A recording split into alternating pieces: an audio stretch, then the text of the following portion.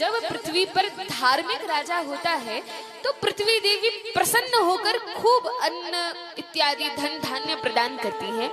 लेकिन पृथ्वी देवी तो हम इतनी खेती करते हैं, परिश्रम करते हैं, अन्न का उत्पादन नहीं हो रहा। तब पृथु महाराज ने पृथ्वी को पुकारा, रोष से पुकारा। पृथ्वी देवी कांपती हुई प्रकट हुई और कहा, क्यों हमारी प्रजा को इस प्रकार से सता रही हो?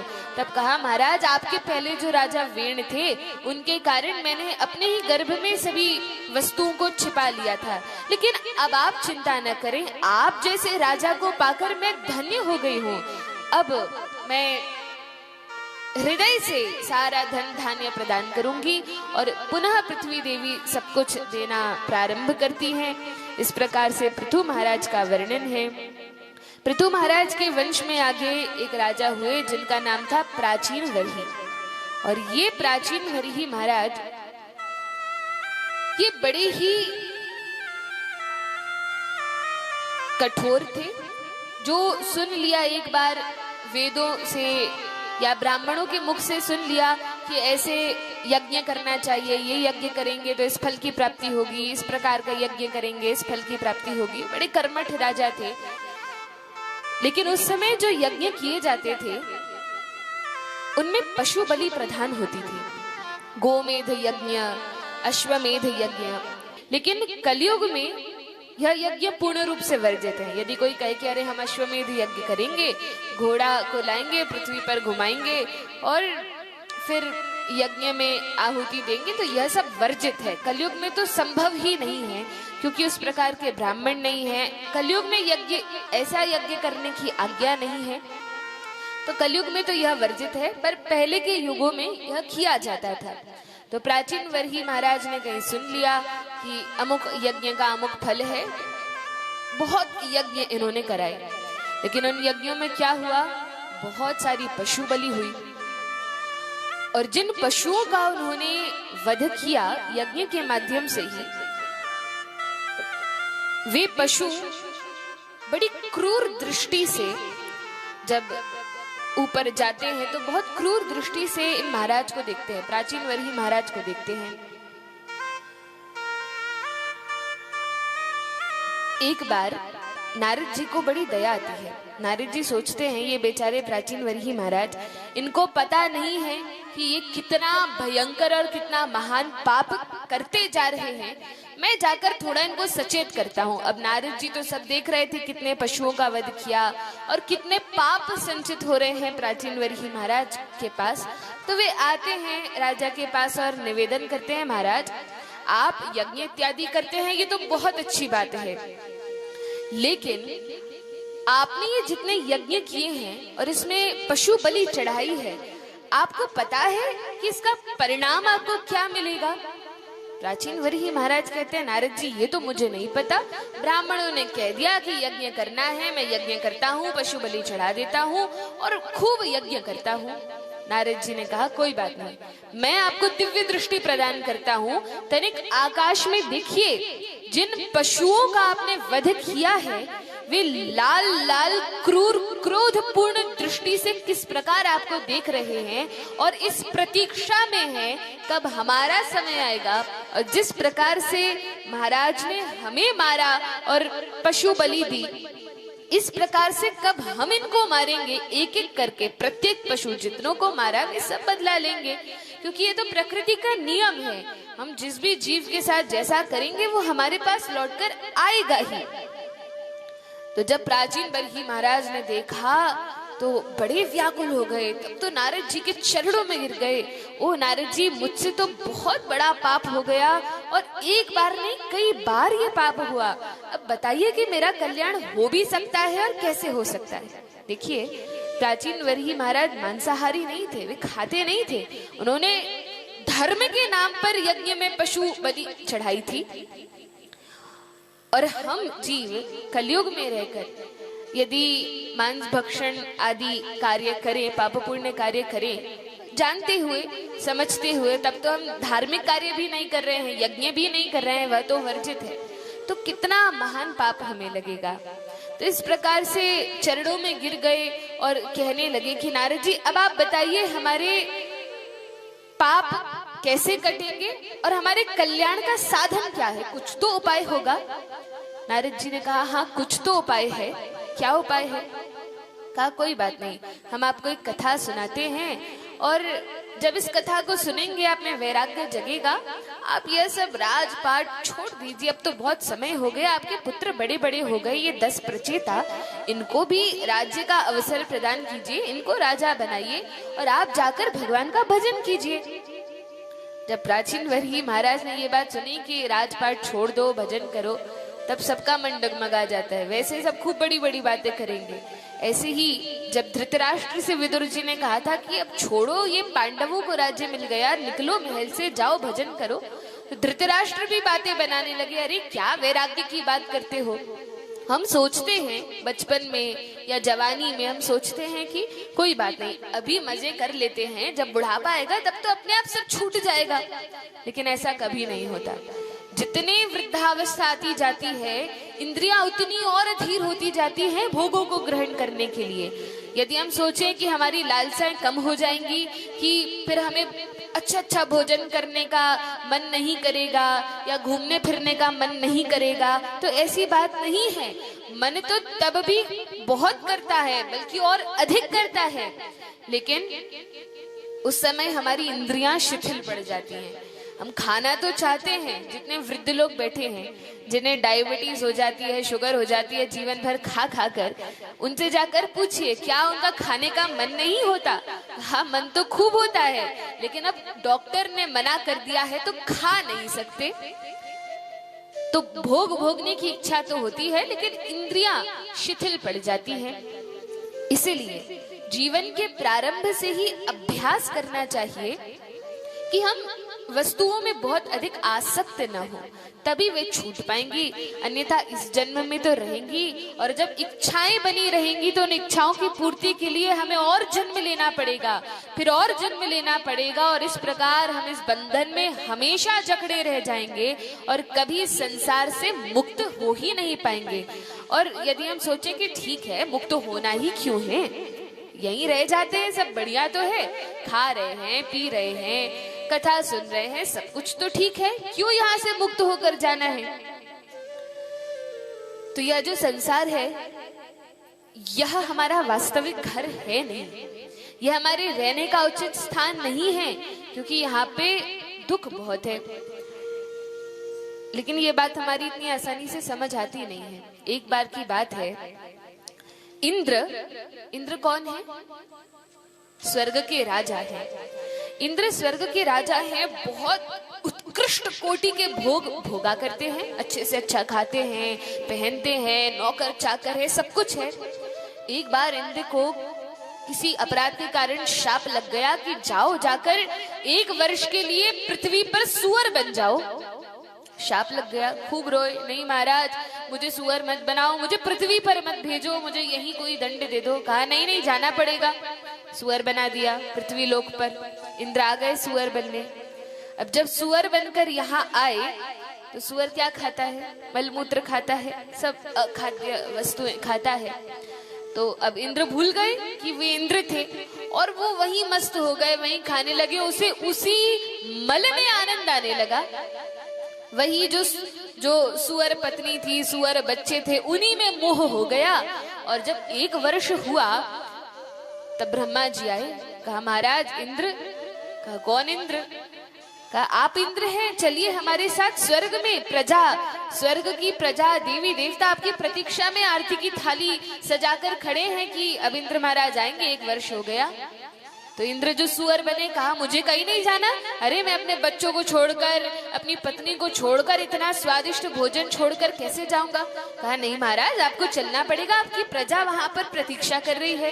तो इंद्र कहते हैं लेकिन वहां पर ये जो मेरे खाने की चीजें हैं ये मिलेंगी कि नहीं मिलेंगी? ये मल मूत्र सब वहां पर होगा कि नहीं होगा? कहा महाराज कैसी बात करते हैं, स्वर्ग में कहाँ मल मूत्र होगा, वहां तो आपको खीर, पकौड़े, पूड़ी, सब्जी, स्वादिष्ट भोजन मिलेगा। इंद्र ने कहा अरे ये वहां नहीं मिलेगा, मुझे नहीं जाना। तो क्या ये समझदारी है? क्या इंद्र को ऐसा करना था? क्या करना था? चले जाना था, क्योंकि स्वर्ग में उनकी असली पत्नी है, शची देवी हैं, जयंत जयंती पुत्र पुत्री हैं, वे प्रतीक्षा कर रहे हैं, लेकिन यहाँ सुअर बन गए तो यहीं आसक्त हो गए। ऐसी ही हमारी स्थिति है। ये हमारे रहने का उचित स्थान नहीं है। हम इंद्र के समान, इंद्र से भी बड़े हैं, हम भगवान के पुत्र हैं, भगवान के अंश हैं। सोचिए हमारी क्या स्थिति है गोलोक धाम में, लेकिन उस स्वरूप को हम भगवान के सेवक रूप में, भगवान के संबंधी रूप में अपने स्वरूप को भूल गए हैं, और इस कारण हम इस पृथ्वी पर आ गए हैं। लेकिन यहाँ आकर ऐसे आसक्त हो गए कि हम अपनी उस वास्तविक स्थिति में जाना नहीं चाहते और यहीं अटके रह जाते हैं। लेकिन भगवान बड़े कृपालु हैं, वे तो हमसे प्रेम करते हैं, वे तो जानते हैं कि हमारा उनका क्या संबंध है, तो वे बार बार याद दिलाते हैं। कैसे याद दिलाते हैं? कथा के माध्यम से, शास्त्र के माध्यम से। जब हम घर में मानस जी पढ़ते हैं, भागवत पढ़ते हैं, रामायण पढ़ते हैं, तो जब ये प्रसंग आते हैं भगवान याद दिलाते हैं, ताकि मरने के बाद हम ये ना कहें कि प्रभु आपने कभी बताया ही नहीं कि आप तो हमारे ये लगते थे, कि हम तो आपके पुत्र थे, कि आप हमारे पिता थे, आपने कभी बताया नहीं। तो भगवान कहेंगे अरे कई बार बताया, कई बार तुम्हारे सामने मैंने ऐसी स्थिति लाई, कई बार याद दिलाने का प्रयास किया, लेकिन तुम तो इतने आसक्त थे कि तुमने सुनना ही नहीं चाहा, और सुन लिया तो समझा ही नहीं, और यदि समझा तो उस पर चिंतन ही नहीं किया और प्रयास ही नहीं किया कि मैं यहाँ से मुक्त होकर अपने घर वापस चला जाऊं। तो अब हमें क्या करना है? किस किस को अपने घर वापस जाना है? 1 2 3 सारी ट्यूबलाइट्स जल रही हैं। बोलिए वृंदावन बिहारी लाल की जय। सभी को जाना है, तो उसके लिए क्या करना पड़ेगा? कैसे जा सकते हैं? क्या साधन है? अब कोई ट्रेन ऐसी तो है नहीं गोलोक का एक्सप्रेस कि यहाँ से हम बैठे और गोलोक पहुंचा दिया। क्या करना पड़ेगा फिर? हाँ, भगवान के नाम रूपी विमान पर चढ़कर हमें जाना होगा। जैसे पांडु महाराज के 5 पुत्रों को क्या कहते हैं? पांडव। तो वे 5 पांडव हैं। इसी प्रकार से प्राचीन वरहिषद महाराज के जो 10 पुत्र हैं, ये 10 पुत्र प्रचेता कहलाते हैं। ये प्रचेता बड़े धन्य हैं। इनके पिता तो सकाम कर्मों में, कर्मकांड इत्यादि में लगे रहते थे, लेकिन जब ये विद्या अध्ययन करने के लिए घर से निकलते हैं, तपस्या करने के लिए जाते हैं, देखिए हमारी भारतीय संस्कृति जो है बड़ी धन्य है और बहुत सुचारू रूप से इसे व्यवस्थित किया गया है। हमारे यहाँ क्या परंपरा थी विद्या अध्ययन की? गुरुकुल व्यवस्था थी, और उस गुरुकुल व्यवस्था में 25 वर्षों तक बालक को ब्रह्मचर्य आश्रम में रहना होता था। फिर यदि उसकी इच्छा हो तो गृहस्थ आश्रम में जाए, और यदि वहीं से सन्यासी बनना चाहे तो नैष्ठिक सन्यास की ओर जा सकता है। तो इस प्रकार से यह व्यवस्था थी। और जो गृहस्थी में भी जाता था, तो गृहस्थ के बाद जब 50 वर्ष की आयु हो जाती थी, 25 वर्ष गृहस्थी में रहने के बाद फिर पत्नी को लेकर वह व्यक्ति वन की ओर जाता था या दूर कहीं तीर्थ धाम में जाकर और भजन करता था।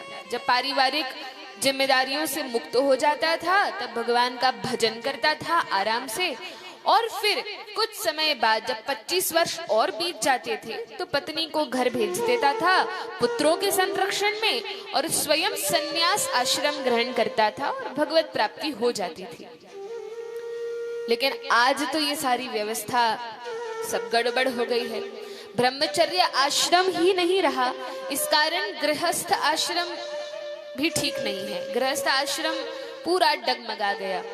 जब ब्रह्मचारी बड़ी तपस्या से रहता था, विद्या अध्ययन करता था, नैष्ठिक ब्रह्मचर्य का पालन करता था, तो उसका गृहस्थ आश्रम की नींव बड़ी अच्छी होती थी, और इस कारण गृहस्थी में कभी कलह, लड़ाई यह सब नहीं होता था। बहुत अच्छे ढंग से गृहस्थ आश्रम बीत जाता था। ब्रह्मचारियों को खूब अभ्यास कराया जाता था, सब चीजें सिखाई जाती थी, वेद भी पढ़ाए जाते थे, धनुर्विद्या, शस्त्र शास्त्र दोनों विद्या सिखाई जाती थी।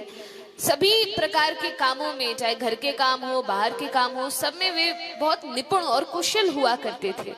आज के बच्चों जैसे नहीं कि बस पढ़ाई लिखाई कर ली और कुछ काम नहीं आता, किसी एक काम में है तो बाकी सब काम में। ऐसी व्यवस्था तब नहीं थी, सब कुछ आता था और वह व्यवस्था बहुत अच्छी थी। इस भारत में चाहे वह खाने की व्यवस्था हो कि भोजन कैसा होना चाहिए, वस्त्र पहनने की व्यवस्था हो, वस्त्र कैसे होने चाहिए, हर एक के पीछे बहुत बड़ा विज्ञान काम करता है, बहुत बड़ा विज्ञान चलता है। लेकिन अब हम क्या करते हैं, हम तो फैशन में रहते हैं, हम ये नहीं जानते कि क्या विज्ञान है, क्या सही है, क्या गलत है, क्या शास्त्र में, उस हिसाब से नहीं। अब तो जो हम देखते हैं कि पाश्चात्य जगत के लोग क्या कर रहे हैं, बस आंखें बंद करके हमें उसी का अनुकरण करना है। हम देखते हैं पाश्चात्य जगत के लोग जीन्स पैंट पहनते हैं और कॉलर बटन लगा के टाई पहनते हैं। अब वो ऐसा क्यों करते हैं? इसलिए करते हैं क्योंकि उनके देश में बहुत ठंड होती है, और क्योंकि इतनी ठंड होती है वो धोती कुर्ता पहन के चले तो बेचारे बर्फी बन जाएं। तो इसलिए वे मोटी मोटी जीन्स पहनते हैं, काला कोट पहनते हैं, टाई लगाते हैं कि पैक रहे और ठंड ना लगे। और हम इतने अच्छे मूर्ख हैं कि हम गर्मी के मई जून के महीने में भी, क्योंकि पाश्चात्य जगत की नकल करनी है, तो टाइट जीन्स पहनते हैं, फिर शर्ट पहनते हैं और कॉलर बटन लगा के बेचारे छोटे छोटे बच्चे स्कूल जाते हैं गर्मी में, टाई जैसे फांसी का फंदा लगा के और जाते हैं। लेकिन इसकी हमें क्या आवश्यकता है?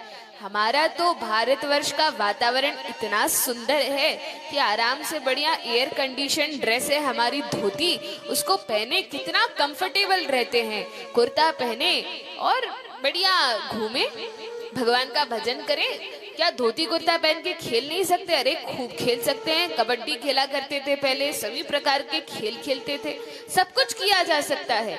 लेकिन हम लोग परेशान हैं नकल में, उनकी नकल उतारते हैं। और अभी तो हम वृंदावन में देख रहे हैं कि वे बेचारे समझदार हो गए, वे समझ गए हैं, तो वे यहाँ आकर तिलक, कंठी, चोटी धारण करते हैं, धोती कुर्ता पहनते हैं, हरिनाम का जप करते हैं और हमें बताते हैं कि भैया आपसे हम सीखे हैं, आपका धर्म इतना बढ़िया है, इतना वैज्ञानिक है, क्यों इसका पालन नहीं करते? वे आकर हमें समझा रहे हैं, बताइए।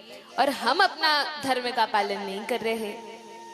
एक बार की बात है, एक भिखारी था और वह भिखारी ऐसे ही रोड पर बैठकर, एक पेटी पर बैठकर भीख मांगा करता था। जिस पेटी पर वह बैठा होता था खूब पुरानी थी, उस पे धूल चढ़ी हुई थी, साफ करने वाला कोई था नहीं, लेकिन बड़ी भारी पेटी थी, उसको एक बार एक जगह रख लेते तो उठाना बड़ा मुश्किल था। उस पे ताला डला हुआ था और बड़ी खीट जमी थी, धूल जमी थी, उस पर बैठकर, कपड़ा बिछाकर बैठकर वो भीख मांगा करता था। एक दिन एक छोटा सा समझदार बालक आया और कहा, बाबा आप हमेशा इस पेटी पर बैठकर भीख मांगते हैं, लेकिन क्या आपने इस पेटी को कभी खोल के देखा है कि इसमें क्या है? बाबा ने कहा कि अरे बेटा, अब तो पूरी उम्र बीत गई, देखो हमने देखा कि हमारे जो पिताजी थे वो भी इसी पेटी पर ऐसे ही बैठकर भीख मांगते थे, हमारे जो दादाजी थे वो भी इसी पेटी पर ऐसे ही बैठकर भीख मांगते थे, उनके जो पिताजी थे वो भी ऐसे ही भीख मांगते थे। अब जो हमने देखा है वही हम करते हैं, हम भी बैठ जाते हैं और दिन भर के 50-100 रुपए मिल जाते हैं, अपना आटा चावल ले लेते हैं, पेट भर लेते हैं। बालक ने कहा, सो तो ठीक है, ये बताइए आपकी उम्र कितनी है? कहा, भगवान की कृपा से 80 साल तो जी गया, पता नहीं कितना और बचा है। अच्छा बाबा, लेकिन मेरे कहने से एक बार इस पेटी को खोलकर तो देखिए, खोलने में क्या जाता है, आपकी ही है, देखिए आपके दादा भी बैठे, परदादा भी बैठे, पेटी तो आपकी है, एक बार खोलकर तो देखिए कि इसमें है क्या। दादाजी ने कहा ठीक है। अब ताला डाला था, चाबी थी नहीं, पत्थर से तोड़ा, उस पेटी को खोला तो क्या देखते हैं कि वह पेटी सोने की है। बाहर से तो धूल जमी, समझ नहीं आया, अंदर देखा तो सोने की पेटी है और उसमें बड़े अमूल्य बहुमूल्य हीरे जवाहरात रखे हुए हैं और तब देखकर बाबा जी की आंखों से आंसू बहने लगे। पूरा जीवन भीख मांगने में निकाल दिया, पहले ही खोल के देख लिया होता तो जीवन ऐशो आराम से बीत जाता, लेकिन यह तो मूर्खता की, खोलकर ही नहीं देखा। इसी प्रकार हमारे ये जो ग्रंथ है, ये जो शास्त्र है, जिन्हें हम रेशमी पीले कपड़े में खूब अच्छे से बांधकर अपने मंदिर में टांग देते हैं, इन्हीं ग्रंथों में सारा ज्ञान है, सब कुछ है। कुछ भी प्राप्त करना हो, भौतिक जगत का, आध्यात्मिक जगत का, जितनी सिद्धियां हैं, विवेकानंद जी जैसे महान ऋषि हुए, ये तपस्वी हुए, वो हुए, सब कहां से हुए? इन्हीं वेद शास्त्रों की विद्या से तो वेद में महान बने हैं। तो इन शास्त्रों में सब कुछ है, आवश्यकता केवल इतनी है हम पढ़ें। और हम नहीं पढ़ सकते तो बच्चों को लगाएं कि बेटा पढ़ो, बेटा पढ़ो। स्कूल में तो हम भी जाते ही हैं, कुछ समय इसमें बच्चों का हम रुचि बढ़ाएं और कहें कि जरा आज पढ़ के देखते हैं किसी दिन हम। देखिए, कोई ऐसा नियम नहीं है कि आप यदि गलत चीजें खाते हैं, पीते हैं तो शास्त्रों को छू नहीं सकते। देखिए, अच्छी बात है यदि न खाएं, पर यदि मान लीजिए कोई पाप पूर्ण आचरण बन भी रहा है तो ऐसा नहीं कि हम छू नहीं सकते या पढ़ नहीं सकते, सबको अधिकार है। ये पुराण लिखे ही इसलिए है कि जो स्त्री, शूद्र, वैश्य है, जो निकृष्ट है, जो नहीं भगवान को समझ सकते वेद पढ़कर, वे कम से कम इनका आश्रय लेकर शुद्ध हो जाए। तो हम क्या कर सकते हैं कि घर में जो बड़े बूढ़ों की पुस्तकें रखी हुई हैं, और यदि नहीं है तो वृंदावन में तो आई ही है, लेकर जाए यहाँ से और फिर उनको खोले, बैठकर परिवार के साथ बैठे, बच्चों के साथ विशेष रूप से। हम बच्चों को छोड़ देते हैं, माताएं खुद ही घर में सारे पाठ कर लेती हैं, ये व्रत वो व्रत, और पढ़ लेती हैं, पुस्तकें खत्म। नहीं, बच्चों को लेकर बैठे, क्योंकि वे समझते हैं, वे पढ़े लिखे हैं, स्कूल कॉलेज जाते हैं, तो वे अपनी विद्या से इसको कनेक्ट करते हैं और तब उनका ज्ञान और बौद्धिक क्षमता और बढ़ जाती है। इस प्रकार से उन्हें भी पढ़ाएं। हो सकता है जो हम नहीं पढ़ पाए वे ऐसी कोई चीज पढ़ ले, अरे माँ देखो इसमें ऐसा लिखा है, ऐसा करने से ये हो जाता है, ये सारा ज्ञान पहले से ही है। मनुस्मृति पढ़ के देखिए क्या सुंदर ग्रंथ है, याज्ञवल्क्य संहिता पढ़िए क्या सुंदर ग्रंथ है।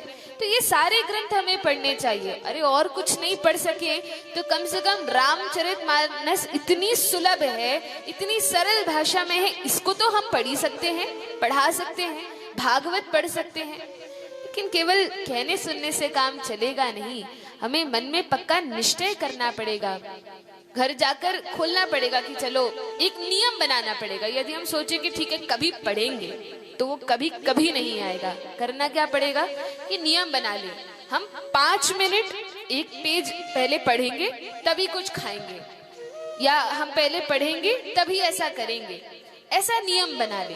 तो नियम रहेगा 5 मिनट का रखें, अधिक नहीं, तो वो काम हो जाएगा। और यदि हम सोचें कभी पढ़ेंगे तो वो अवसर तो कभी आना नहीं है। बोलिए वृंदावन बिहारी लाल की जय। तो ये जो प्रचेता गण है, कौन है प्रचेता? कितने हैं ये प्रचेता? 10 हैं। किसके पुत्र हैं? प्राचीन वरहिष महाराज के ये पुत्र हैं।